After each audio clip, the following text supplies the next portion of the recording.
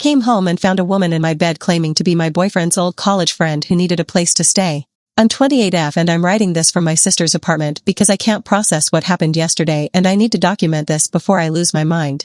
My boyfriend's name is Ethan and we've been together for 3 years, living together for the past 18 months in a 2-bedroom apartment in Austin. Ethan is 30, he works as a software developer for a fintech startup. I'm a nurse at Dell Seton Medical Center working 12-hour shifts. Our relationship has always been solid. We have our disagreements but nothing major. We've talked about getting engaged next year, moving to a house eventually. Yesterday I came home from a particularly brutal shift at the hospital. I'd worked from 7 in the morning until 7 at night. I was exhausted. I walked into our apartment around 7:30. Ethan's car wasn't in the parking lot, which I thought was odd because he usually gets home by 6. I unlocked the door and immediately heard voices coming from our bedroom. Female laughter, music playing. My first thought was that Ethan had someone over. Maybe his sister Maya was visiting from Houston. I walked down the hallway toward our bedroom. The door was closed. I opened it and found a woman I'd never seen before sitting on our bed wearing one of my robes. She had wet hair like she'd just showered. She was scrolling through her phone. She looked up at me and smiled like we were old friends. She said, "Oh hey, you must be Claire. I'm Skylar." I just stood there confused.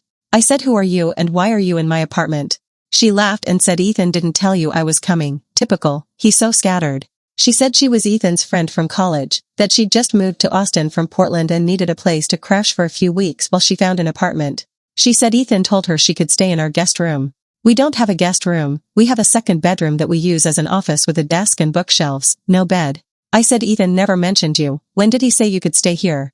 She said they'd been texting for the past week, that he'd offered yesterday, that she'd driven down from Portland and arrived this afternoon. I said I need to talk to Ethan. I pulled out my phone and called him. It went straight to voicemail. I texted him asking where he was and what was going on. Skylar said he'd gone to pick up dinner for the 3 of us, that he'd be back soon. I told her she needed to leave, that this was my apartment too and I hadn't agreed to have anyone stay with us. She looked surprised. She said Ethan told her it would be fine, that I was cool with it. I said I'm not cool with it. I don't know you. You need to pack your things and go. She said she had nowhere else to go, that she'd already given up her apartment in Portland, that all her stuff was in a storage unit. I looked around the room and saw 2 large suitcases in the corner by the closet and a duffel bag on the floor. I hadn't noticed them when I first walked in. I said that's not my problem. You need to take your bags and leave. She started crying. She said she thought Ethan had talked to me, that she wouldn't have driven all this way if she'd known. I felt bad but I also felt completely blindsided. About 20 minutes later Ethan came home carrying takeout bags. He walked into the bedroom and saw both of us. His face went pale. I said we need to talk right now. Skylar said she'd give us privacy and left the room. I asked Ethan what the hell was going on, why there was a stranger in our apartment wearing my robe. He said Skylar was an old friend from college, that she'd reached out last week saying she was moving to Austin and needed help. I said why didn't you tell me? He said he meant to but he forgot, that it had been a hectic week at work. I said you don't just forget to mention that someone is moving into our apartment. He said she wasn't moving in, that it was just temporary, maybe 2 or 3 weeks until she found a place. I said absolutely not, she needs to leave tonight. He said she had nowhere to go, that she'd already moved here, that we couldn't just throw her out. I said you should have thought of that before inviting her without asking me. We argued for about 10 minutes. I told him this was a massive violation of trust, that our home was supposed to be our space. He said I was being unreasonable, that it was just a few weeks, that Skylar was just a friend so it wasn't like there was anything inappropriate happening. That comment made me even angrier. I said I don't care if she's the Pope, the issue is that you made a unilateral decision about our home. He said he was sorry, that he should have told me, but that Skylar was already here and we needed to figure out a solution. I said the solution is she leaves. He said he wasn't going to kick her out on the street. I grabbed my purse and my phone and told him I was leaving, that I'd be at my sister's, that he needed to figure this out. He tried to stop me but I walked out. I drove to my sister Lauren's apartment in Round Rock. She and her husband were shocked when I showed up crying. I told them everything.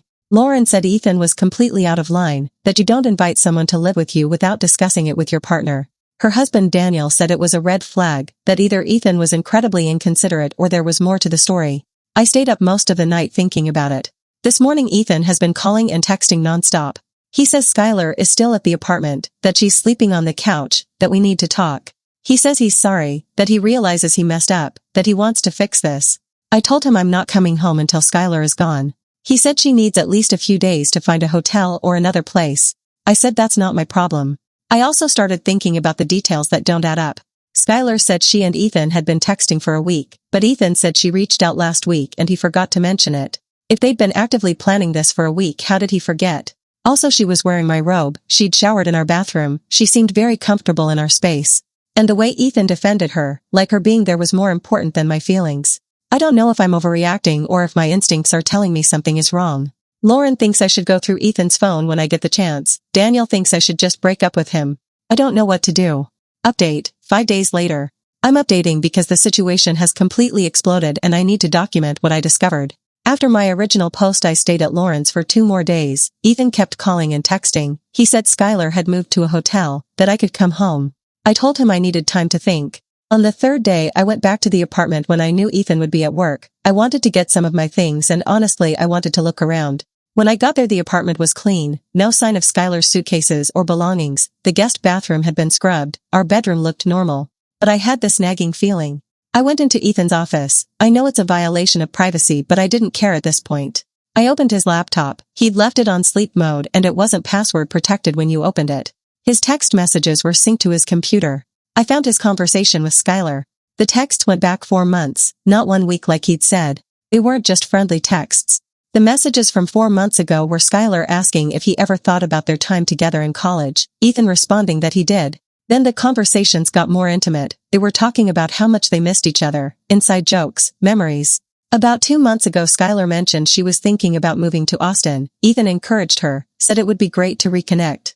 He never mentioned me in any of the texts. Then 3 weeks ago, Skylar said she'd given notice at her job in Portland, that she was really doing this.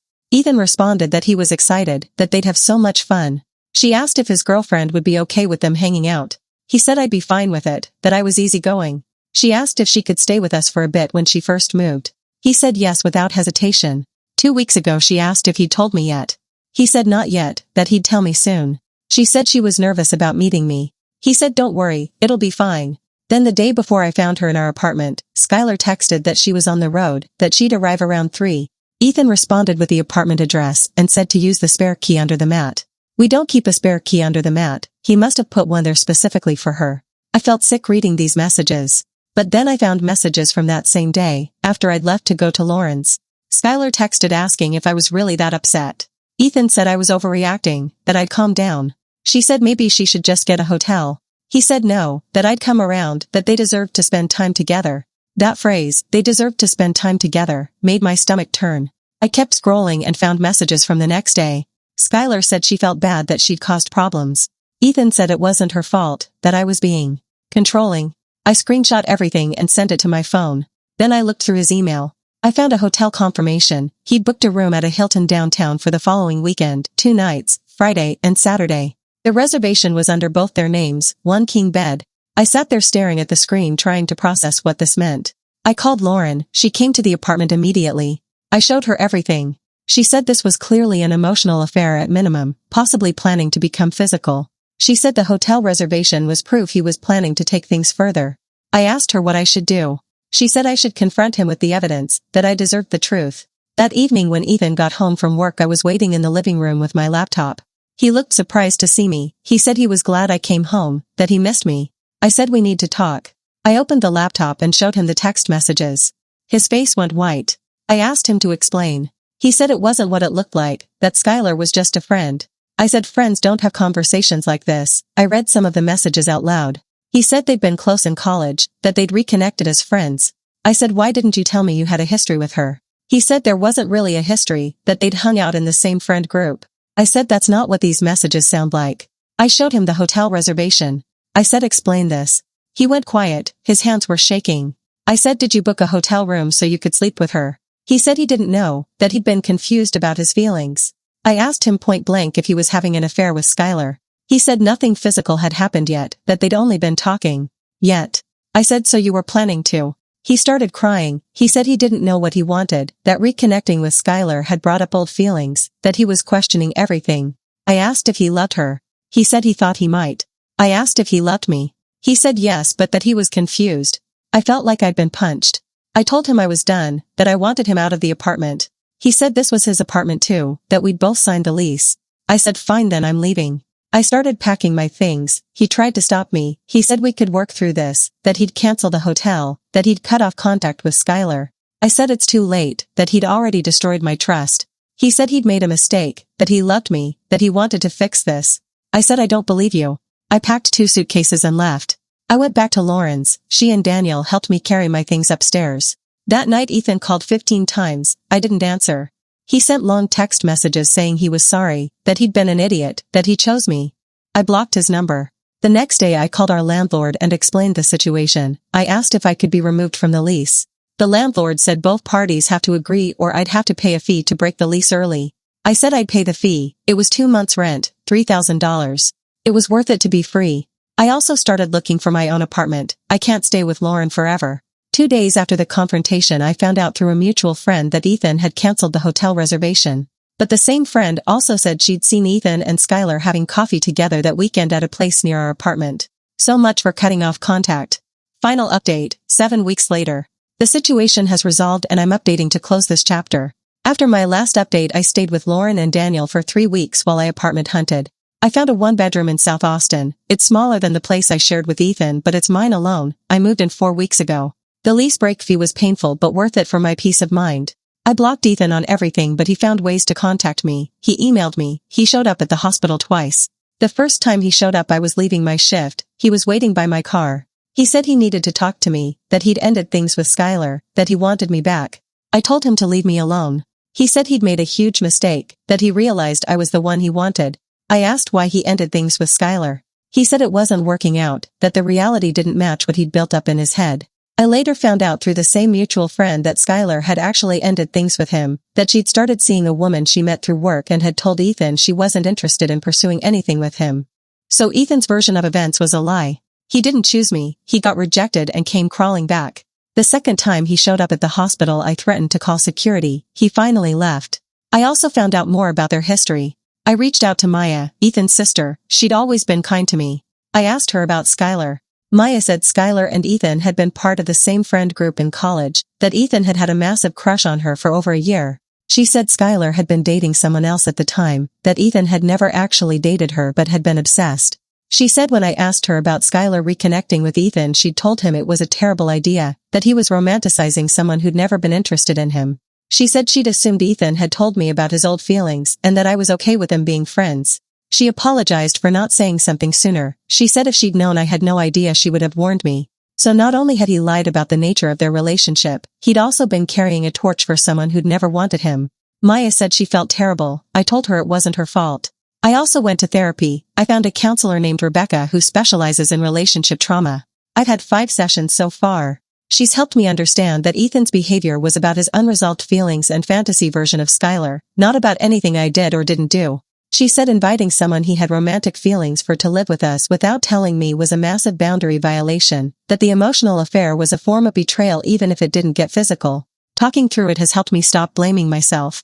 Work has been a good distraction. I've been picking up extra shifts, saving money, focusing on my career. My coworkers have been supportive. A few of them went through similar breakups and they've shared their stories. One of my coworkers, a guy named Marcus, asked me out for coffee last week.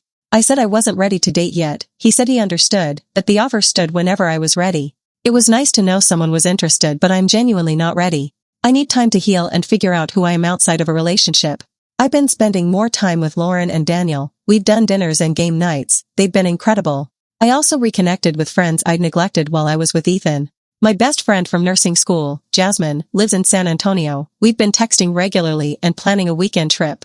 I've started working out again. I joined a yoga studio near my apartment. It's been good for my mental health. My new apartment is starting to feel like home. I've decorated it with things I actually like instead of compromising with someone else's taste. I adopted a cat 2 weeks ago from a local shelter. Her name is Pepper. She's a gray tabby and she's the best decision I've made in months. Financially I'm okay. The lease break fee hurt but I make decent money as a nurse, about $68,000 a year. I've been rebuilding my savings. I also closed our joint credit card. Ethan had been using it without telling me. There were charges for dinners and coffee shops. I paid off my half and closed the account. As for Ethan, I heard through Maya that he's still in Austin, still working at the same company. She said he asks about me sometimes, that he seems regretful. I don't care. He made his choices and now he has to live with them. I also heard that Skylar is still in Austin, that she and the woman she's dating are getting serious. Good for her honestly, she didn't owe me anything. Ethan was the one who betrayed me. I saw Ethan once about 3 weeks ago. I was at a grocery store and he was in the same aisle. We made eye contact. I turned and walked away. He didn't follow me. Looking back, I can see warning signs I ignored. Ethan was always a bit secretive with his phone. He'd angle it away from me when texting. He'd mentioned Skylar once or twice in passing as a college friend but never gave details about his feelings. He'd also been distant the month before she arrived. I'd attributed it to work stress. But the truth was he was already emotionally invested in someone else, or at least in his fantasy of who she was. I'm angry that I wasted 3 years with someone who could betray me so easily. But I'm also grateful I found out before we got engaged or married. I'm 28, I have a career I love, financial independence, a support system, a cat, my own space. I have time to figure out what I want in a partner, to build a life that's actually fulfilling. I don't know when I'll be ready to date again, maybe in a few months, maybe longer. For now I'm focusing on myself, on healing, on building a life I'm proud of. The betrayal still hurts sometimes, especially late at night when I'm alone. But the pain is less sharp now, it's finally manageable.